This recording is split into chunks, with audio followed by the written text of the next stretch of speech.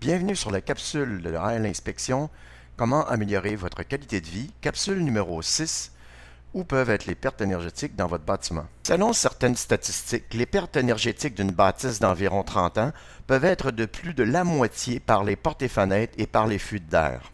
Dans la capsule numéro 5, on a vu comment on pouvait améliorer la qualité des fenêtres. Un des endroits où il n'est pas inhabituel d'observer des écarts de température élevés ou de l'infiltration d'air est près du panneau électrique. En effet, pour installer les fils, les gens souvent vont percer des trous dans les plafonds et dans les murs, ce qui peut permettre un écart de température élevé.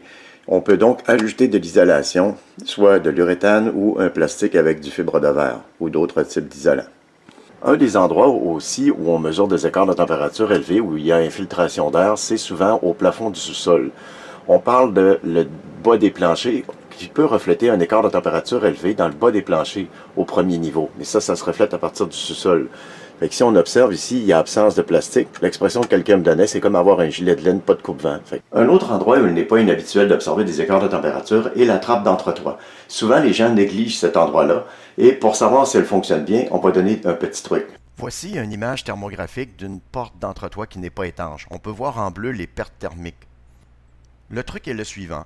Il faut aller dans la trappe de l'accès de l'entretoit et si vous voyez des cernes autour de la trappe et du noirci autour de la porte, ça peut indiquer que la porte ne fonctionne pas correctement ou est mal isolée.